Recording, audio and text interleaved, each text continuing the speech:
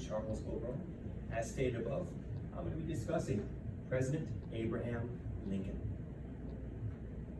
For my great leader, I felt like he was a very superb person to talk about due to the simple fact that he's from Kentucky just like me, and the fact that I can relate to him in some ways in the current way the nation is right now. He's from a tiny little place of LaRue County, Kentucky, which actually got its name changed to Hodgenville. Hodgenville, well, I don't know if I said, I'm from Kentucky. I wasn't born and raised there. I was adopted when I was 4 and I got moved to Kentucky. And it's had a kind of a nice little place in my heart, the fact that we had somebody that had done such amount of things and such great things, and he came from somewhere and was only 30 miles from my house where he was born. His log cabin's still there too, and you can actually visit it. Some other things that happened when he was born: the Illinois Territory was actually established. Well, that's pretty significant due to the fact that he was born in Kentucky, he moved to Indiana, but his final place of business was Illinois. That's where he ran his politics, and that's where he became the person that he was. Other things, the steamboat. The very first steamboat actually received its patent as good to go.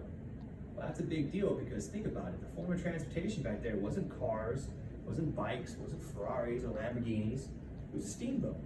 And Robert Fulton was the first person that had the patent that was sealed and approved to do that. One other thing to take away that was rather interesting that actually got passed that year: the Supreme Court decided the power of the federal government is greater than individual states. Now, I know that doesn't sound like a big deal, but with how the nation is now, and to put that into context, that was started in 1806. It's a long time ago. That was established. So I'm going to list 2 out of the 16 behaviors. The first thing to discuss is professional expertise, unprofessional capability, solving problems, and analyzing issues. Now, if you look at this, President Lincoln was a very professional man. He had high expertise in his trait on what he wanted to do when he became the President of the United States.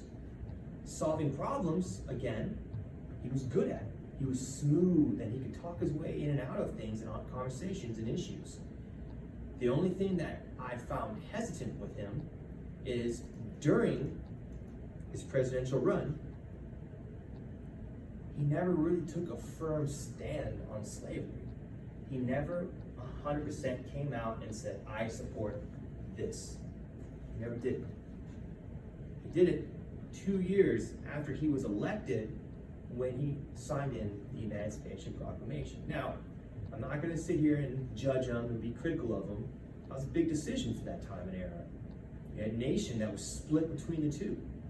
You had other territories that were trying to expand. You had things going on in the nation, and you had wheels turning that kind of couldn't get stopped. Now, he also led organizational change. Well, how did he do that? He championed change. He championed change by making the Emancipation Proclamation a thing. He made it into effect. You have to develop perspectives. Southern nations did not see what President Lincoln was seeing. He had to change their perspectives, unfortunately, with force.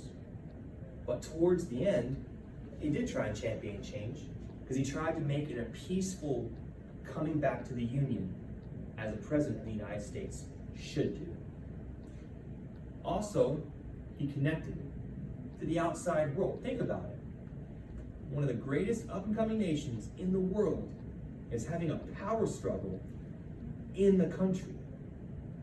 That's going to make worldwide news, and it did. All over the world, people were talking about the power struggle in the United States. 2 types of power shown and some scenarios of that. We have expert power. Expert power, Lincoln was a master at speech and influence. I mean, he got the title Honest Abe, right? At the time of inauguration, he had influenced many on the banning of slavery, but as previously stated, he never stamped an actual, this is what I believe in, and this is what we're doing. That form of a hesitation is critical to a president, a great leader, to make an effect. Me, this is just my opinion, he should have been more aimed towards what he wanted to do and not kind of lead the nation, who was already divided, down a road of indecisiveness. Rewards. Well, pretty simple, cut and dry. He wanted to reward the South by offering them peace. Come back to the Union, let's have peace, let's work everything out as a country and as one nation.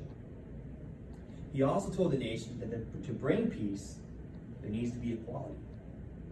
I know I've already talked about the Emancipation Proclamation a few times already, but that is what foot-stamped equality in the nation. There needs to be it.